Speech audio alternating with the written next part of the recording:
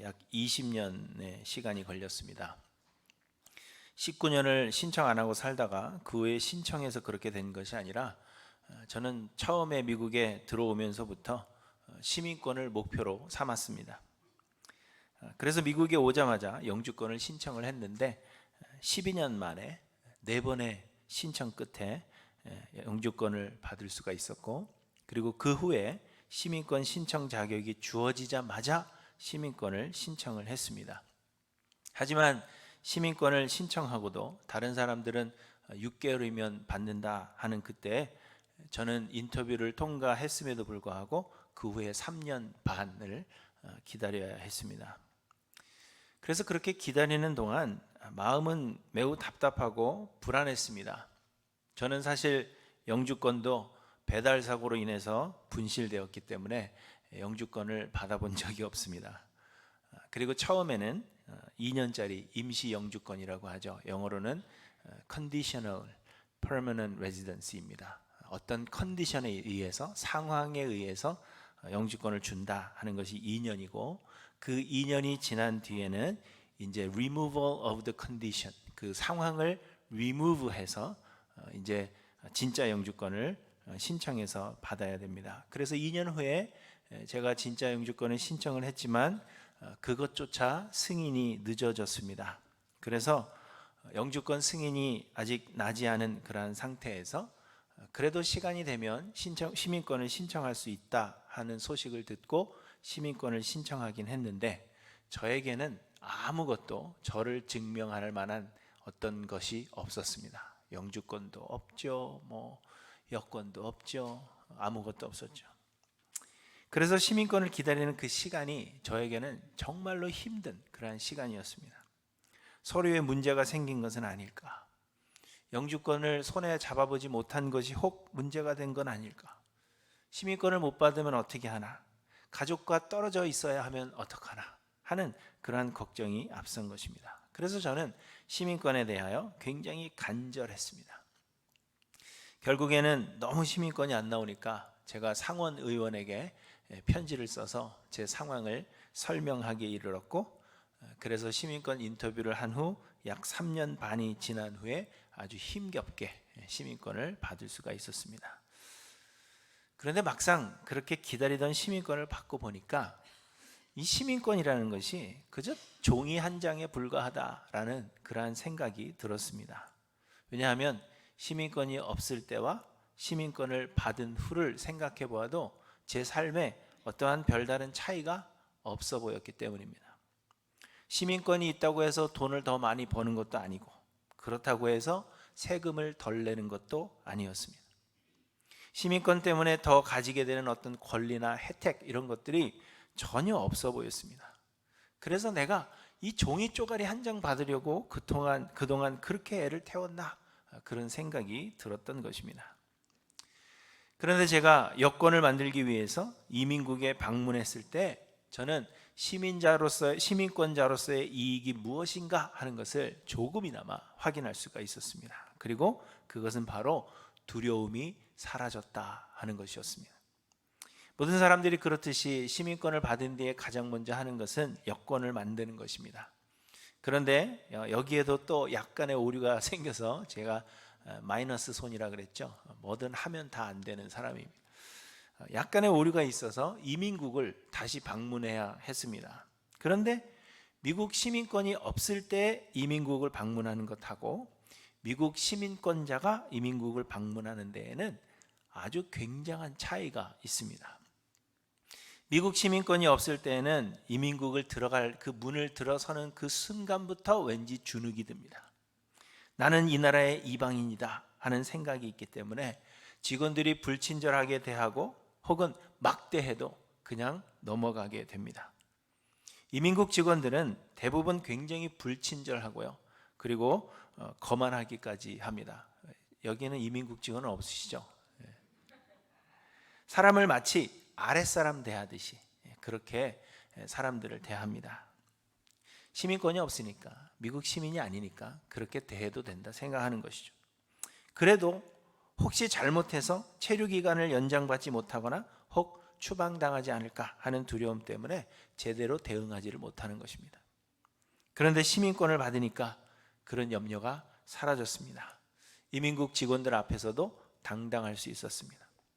이민국 직원들도 처음에는 제가 미국 시민이 아닌 줄 알고 막대하다가 제가 시민권자라는 것을 확인한 뒤에는 자세가 달라지고 있다 하는 것을 제가 피부로 느낄 수가 있었습니다. 왜냐하면 미국 시민권자가 되면 어떤 일에도 결코 이 땅에서 추방을 당하지 않기 때문이고, 또 이민국 직원의 태도에 대해서 민원을 넣을 수도 있기 때문입니다. 여러분, 이처럼 우리가 잘 모르지만 분명 미국의 시민권자가 되는 일에도 권리와 혜택이 존재하는 것입니다. 그래서 제가 미국 시민이 누리는 권리가 무엇인가 한번 찾아보았습니다. 그 중에 여러 가지가 있는데 몇 가지를 말씀드리자면, 첫째로는 선거권과 피선거권이 있다는 것입니다. 선거권은 여러분 아시는 대로 투표할 수 있는 권리입니다. 많은 사람들이 이것을 권리라 그렇게 생각하지 않지만, 내 나라의 관리를 내 손으로 뽑는다 하는 것은 큰 권리가 아닐 수가 없습니다. 여러분, 오늘은 이것이 주제가 아니기 때문에 그저 올 11월에 대통령 선거가 있는데, 여러분 시민권이 있으신 분들은 여러분들의 이 권리를 소홀히 여기지 마시길 바랍니다. 물론 이 시카고는, 일리노이는 우리가 누구를 찍든지 간에 이미 정해져 있습니다. 그러나 그렇다고 해서 안 하고 하지 마시고, 이것이 어떤 인기 투표에도 반영이 되는 거니까 여러분의 권리를 좀 행사하셨으면 좋겠습니다. 그런데 그보다도 미국 시민이 된 자들에게는 피선거권이 있습니다. 피선거권이라는 것은 여러분이 선거에 출마해서 고위공직자가 될 수도 있다는 말입니다. 얼마 전에 필라델피아에 제가 갔을 때 신학교에 재학 중인 한 여학생을 만났는데, 나이가 20대 초반인 아주 어린 학생이었습니다. 그런데 자기를 소개하다가 자신이 사는 도시의 커미셔너, 곧 시위원에 출마했었다라는 이야기를 해주었습니다. 물론 낙방을 했지만 그래도 출마했었다는 거예요. 그래서 거기 참석하셨던 목사님들이 모두 와 그렇게 놀랐지만, 사실은 미국 시민권자라면 누구나 할 수 있는 권리입니다. 저는 미국에서 태어나지 않았기 때문에 대통령 출마는 아쉽지만 할 수가 없어요. 그렇지만 그 외의 모든 자리에는 제가 출마할 수 있는 권리가 있습니다. 물론 제가 바쁘기 때문에 목회에도 신경 쓸 게 많아서 제가 출마를 안 할 생각이지만, 여기 앉아 계신 분이 누구라도 출마를 하신다고 하면 그래도 의리가 있는데 한 70표 정도는 이미 맡아놓은 거라 생각하시면 됩니다. 또 미국 시민권자들은 해외에 나가서도 외교관이나 미군들의 도움을 받을 수 있습니다. 미국의 자국민 보호는 아주 대단한 것으로 그렇게 잘 알려져 있습니다. 특히 어떤 자연재해나 어떤 사건이 발생하면 미국은 자국민을 보호하기 위해서 굉장한 노력을 기울입니다. 그런데 미국 시민권자들은 이런 보호를 받을 권리가 있다는 것입니다. 이외에도 미국 시민권자로서 누리는 권리는 많은데, 그런데 그 중에서 제 마음을 끌었던 것은 미국 시민권자들은 다른 사람들을 미국으로 초청할 수 있는 권리가 주어진다는 것입니다. 물론 우리가 원한다고 해서 그 원하는 사람들이 다 미국에 초청되는 것은 아니고, 절차를 거쳐야 하고 또 당국의 승인을 받아야 하는 일이지만, 그럼에도 내가 청원자가 될 수 있다 하는 것으로 내가 누군가를 미국 시민 만드는 일에 도움을 줄 수 있다는 것입니다. 여러분, 이 권리는 물론 영주권자들에게도 주어지는 그러한 권리이지만, 그러나 영주권자들은 시민권자들이 초청할 수 있는 그 범위에는 미치지 못하고요, 그리고 더 많은 제재를 받게 됩니다. 저는 아주 어렵게 영주권을 받고 시민권을 받은 사람으로서 시민권자로서의 이 권리가 저에게는 굉장히 매력적으로 느껴졌습니다. 그래서 저는 제게 주어진 이 권리를 사용할 기회가 있다면 적극적으로 사용하고 싶다, 그런 마음을 가지고 있습니다. 하지만 안타깝게도 저희 가족들 중에는 이제 더 이상 초청할 사람이 존재하지 않습니다. 그래서 대신 저는 영주권 때문에 혹은 시민권 때문에 고민하는 분들이 있다면 저는 제 경험을 통해서 습득한 그 지식을 총동원해서 할 수 있는 대로 도움을 주려고 노력하고 있는 것입니다. 시카고 지역에 제 도움을 받은 분들이 굉장히 많아요. 제가 영주권 4번 신청에 12년, 그 다음에 시민권 신청에 3년 반 시간을 보내면서 웬만한 변호사만큼은 합니다. 제가 돈 안 받고 상담을 해드리니까 필요하면 저에게 말씀하시기 바랍니다. 여러분, 이처럼 미국 시민권자들에게는 많은 권리와 혜택이 있습니다. 하지만 많은 사람들이 우리에게 이런 권리가 있다는 것조차 사실 알지 못하고 살아갑니다. 그래서 이런 놀라운 권리들을 행사하지 못하는 경우가 대부분이고, 제가 그러했던 것처럼 시민권이라는 것은 그저 종이 한 장에 불과하다, 그렇게 생각하며 미국 생활을 하시는 분들이 사실은 굉장히 많이 있습니다. 그런데 여러분, 이 땅에 이 나라들의 시민에게도 이러한 권리가 주어진다면 우리가 하늘나라 시민이 되는 데에는 얼마나 많은 권리가 우리에게 있겠습니까? 오늘 본문은 하늘나라의 시민된 자들이 누리는 그 권리에 대해서 우리에게 몇 가지로 말씀을 해주시는 것입니다. 지난주에 말씀드린 대로 예수님께서 큰 안식일, 곧 유월절 전날에 십자가에 달려 죽으셨고 아리마대 요셉의 무덤에 안치되셨습니다.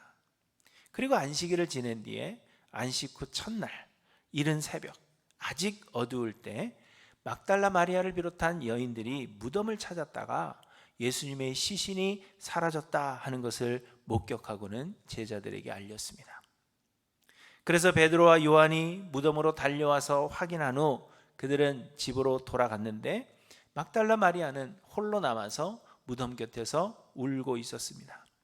그런데 그때 예수님께서 그녀를 만나 주셨고 이제 예수님이 곧 하늘나라 아버지께로 가실 것임을 말씀하셨습니다. 그리고 막달라 마리아는 그 길로 제자들에게 가서 그녀가 예수님을 만난 것과 또 예수님께서 그녀에게 해주신 그 말씀들을 제자들에게 다 말했다, 그렇게 성경이 기록하고 있습니다. 그래서 그날 저녁에 아마도 제자들이 예수님의 시신이 없어진 이 일에 대하여 의논하기 위해 모여 있었던 것으로 그렇게 보여집니다. 그런데 그때 예수님께서 제자들이 모인 곳에 다시 나타나신 것입니다. 예수님은 부활하셨지만 이전의 모습 그대로, 그러니까 십자가를 지시기 전의 모습 그대로 부활하신 것이 아닌 것으로 그렇게 보여집니다. 성경에 보시면 우리에게는 육의 몸이 있고 영의 몸이 있다, 그렇게 말씀하시는데 아마도 예수님은 육으로 죽으시고 부활하셨기 때문에 영의 몸을 입고 부활하셨던 것으로 그렇게 볼 수가 있습니다. 그래서 제자들은 부활하신 예수님을 알아보지 못했던 것입니다. 예전의 모습 그대로가 아니라 영의 몸을, 새로운 몸을 입고 계셨기 때문입니다. 그래서 예수님은 못 박히셨던 손과 또 창에 찔린 옆구리를 보여주시면서 예수님께서 부활하셨다는 그 사실을 제자들에게 알리십니다. 그리고는 아버지께서 나를 보내신 것 같이 나도 너희를 보낸다 하시면서 제자들을 향하여 숨을 내쉬며 성령을 받으라, 그렇게 말씀하셨고 너희가 누구의 죄든지 사하면 사하여질 것이요 누구의 죄든지 그대로 두면 그대로 있으리라, 이렇게 말씀하셨다 하는 것이 오늘 본문의 내용입니다. 그런데 이 이야기 속에는 예수 그리스도의 은혜로 하늘나라의 시민이 된 자들에게 허락된 권세가 무엇인가 하는 것을 우리에게 말씀해 주십니다. 무엇보다도 하늘나라 시민된 자들에게 허락된 권세는 평안함을 누린다 하는 것입니다. 곧 두려움이 사라진다는 것입니다. 예수님께서 막달라 마리아에게 나타나시고 그래서 예수님의 부활의 사실을 알리셨음에도 불구하고 제자들은 여전히 예수님의 부활을 믿지 못했습니다. 왜냐하면 제자들은 부활하신 예수님을 눈으로 보지 못했고 또 죽은 사람의 부활이 일반적인 것이 아니었기 때문입니다. 그래서 다른 복음서에 보시면 천사들이 말하기를 예수님께서 부활하시고 제자들보다 먼저 갈릴리로 가신다고 하셨고 갈릴리로 가서 예수님을 배우라 그렇게 말씀하셨지만 제자들은 아무도 갈릴리로 가지 않았습니다.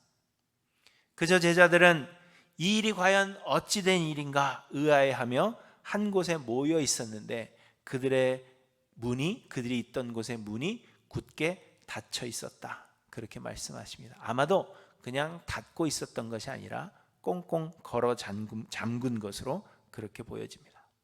왜냐하면 바리새인들이 예수님의 시신이 없어진 이 일로 인해서 예수님의 시신을 제자들이 훔쳐갔다 그렇게 소문을 퍼뜨렸기 때문입니다. 그래서 제자들은 유대인들을 두려워하고 있었습니다.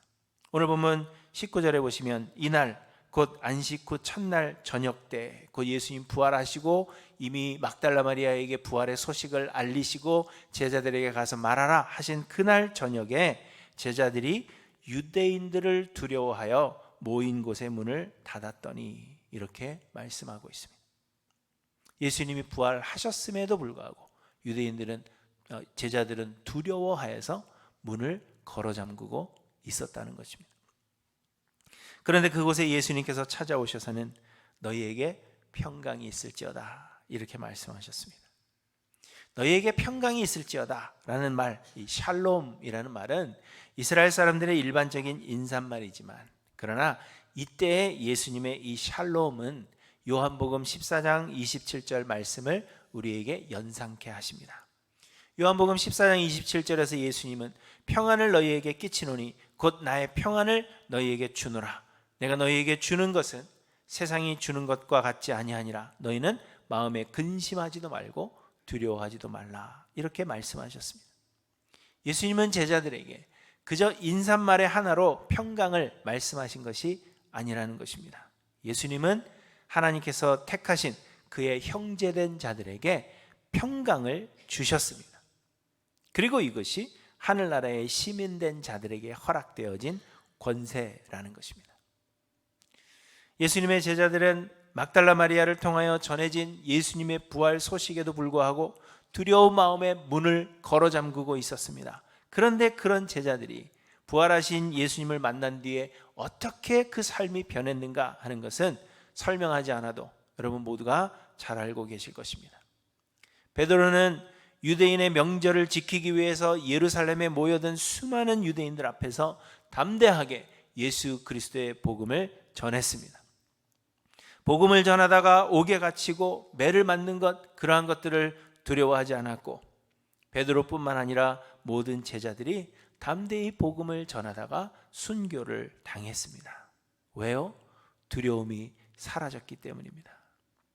그들은 유대인들을 두려워해서 문을 걸어 잠그고 있었지만 예수님께서 찾아오셔서 평안을 말씀하시고 그들에게 평안의 권세를 주셔서 두려움이 사라졌기 때문에 그 다음에는 여러 가지 고난과 학대에도 불구하고 이들은 담대히 복음을 전했다는 것입니다.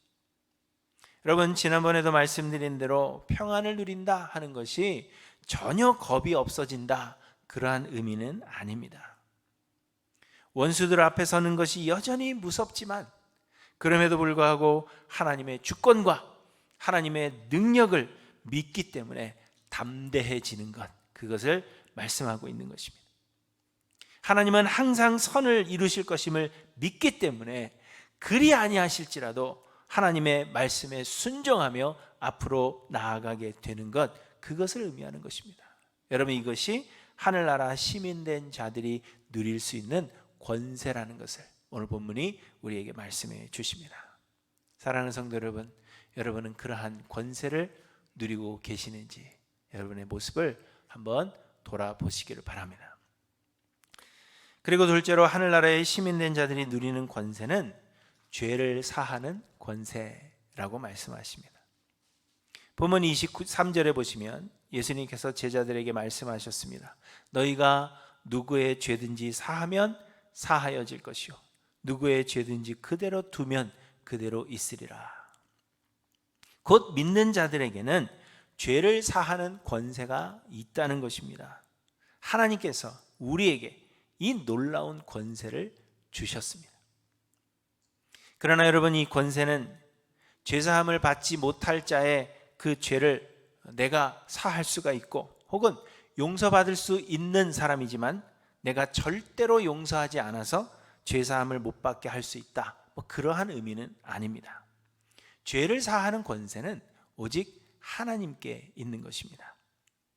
그럼에도 우리는 영주권을 주는 권한이 심사관에게 있을지라도 사람들을 초청할 수 있는 권한이 우리에게 있는 것처럼 죄사함의 주체가 되시는 예수 그리스도께로 사람들을 초청할 수 있는 권한이 우리에게 있다는 것입니다. 그리고 하나님은 우리가 하나님께로 초청하여 인도한 자들을 하나님은 기꺼이 용서해 주신다는 의미입니다. 로마서 10장에 보시면 이렇게 말씀하십니다. 누구든지 주의 이름을 부르는 자는 구원을 받으리라. 그런즉 그들이 믿지 아니하는 이를 어찌 부르리요? 듣지도 못한 이를 어찌 믿으리요? 전파하는 자 없이 어찌 들으리요?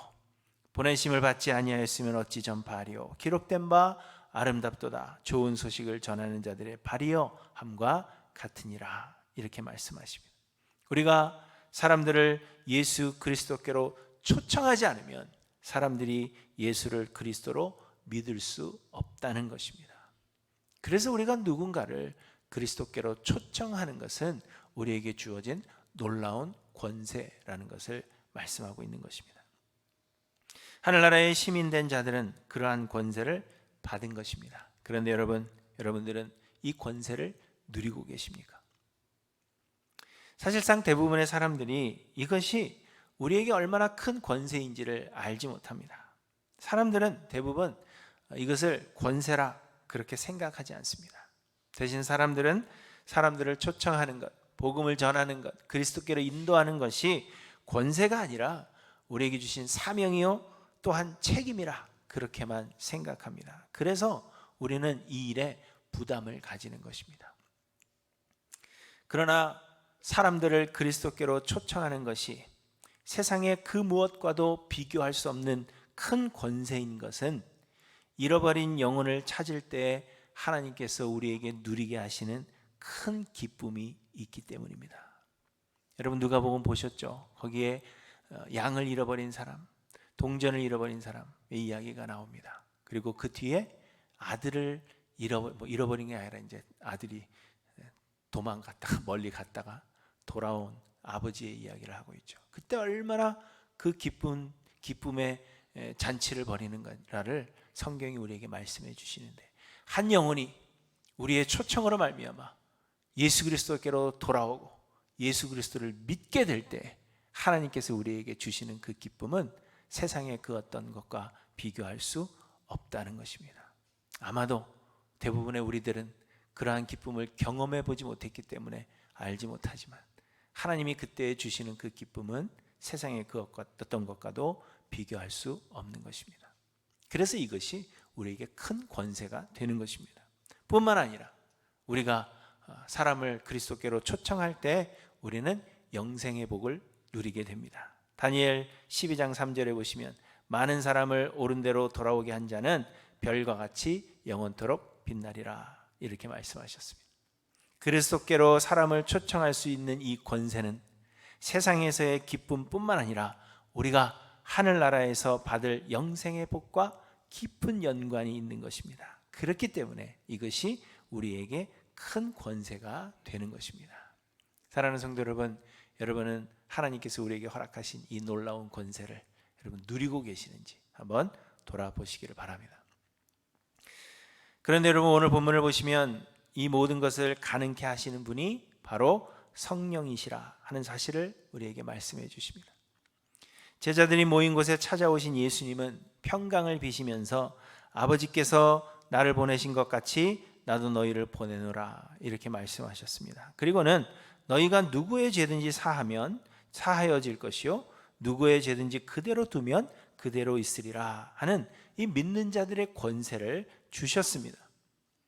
그런데 이 권세를 말씀하시기 전인 22절에 보시면 이 말씀을 하시고 그들을 향하여 숨을 내쉬며 이르시되 성령을 받으라 이렇게 말씀하고 있습니다.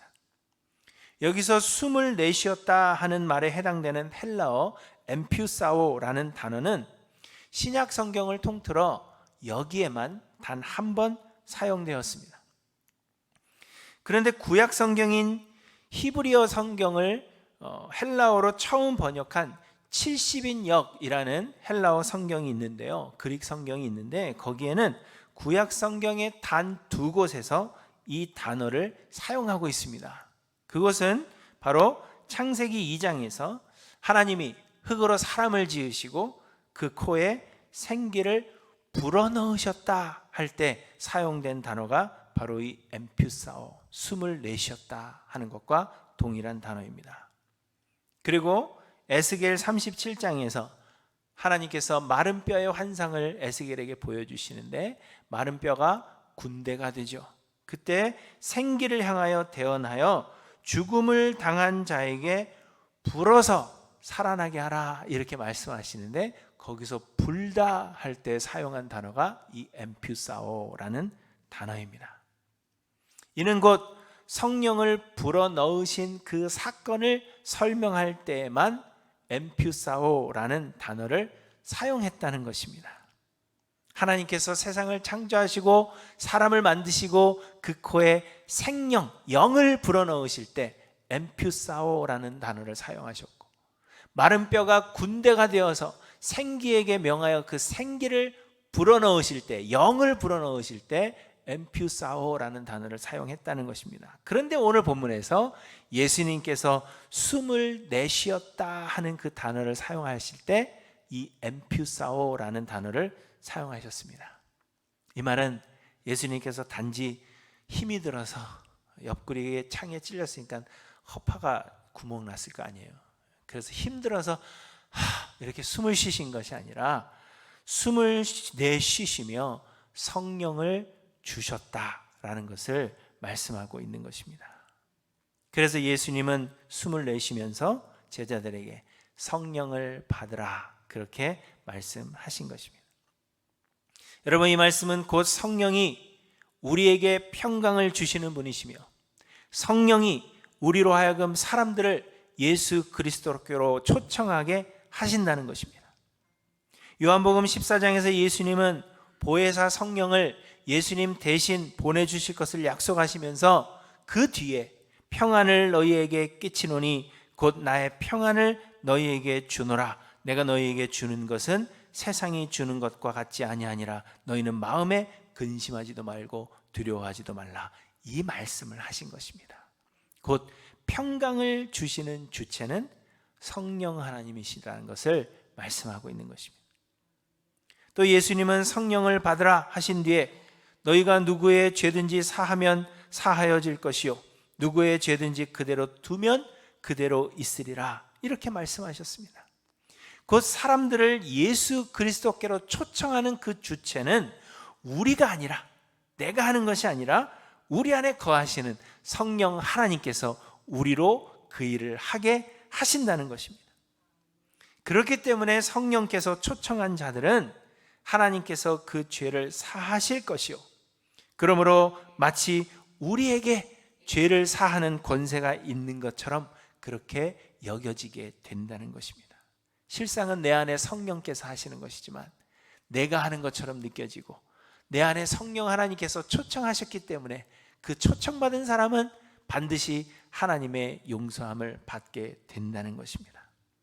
실제로 죄를 사하는 권세를 가지신 분은 우리가 아니라 성령 하나님이시지만 그 하나님이 우리 안에 거하고 계시기 때문에 마치 우리에게 죄사함의 권세가 있는 것처럼 느껴지게 된다는 것입니다. 그런데 여러분, 이를 역으로 생각해 보면 하나님의 은혜로 구원을 얻은 자들은 반드시 하나님께서 믿는 자들에게 주시는 이 권세, 하늘나라 시민된 자들에게 주시는 이 권세를 반드시 누리게 된다는 것입니다.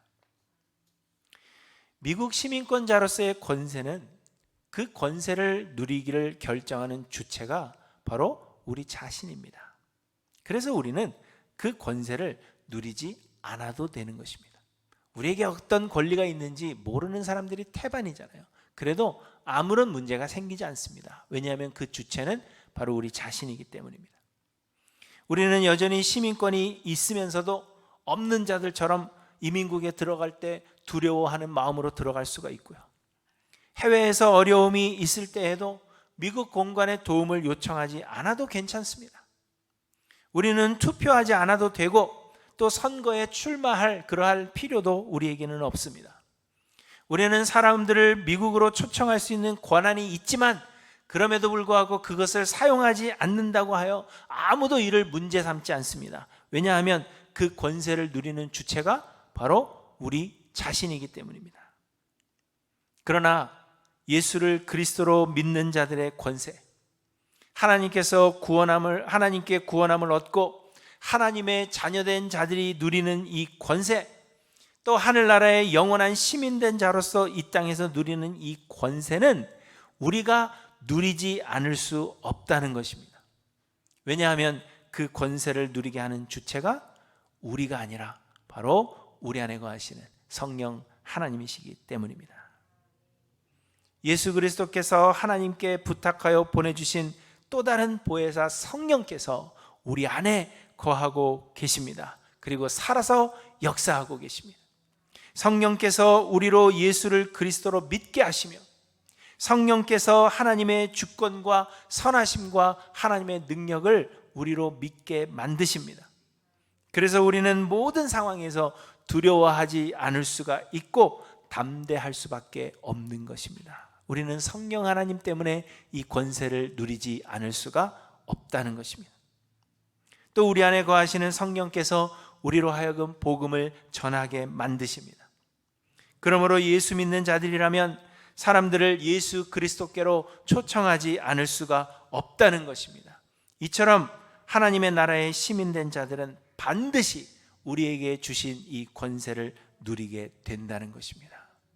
그러면 여러분, 우리가 우리에게 던져야 될 질문은 우리는 하늘나라 시민으로서의 이 권세를 지금 누리고 있느냐 하는 것입니다.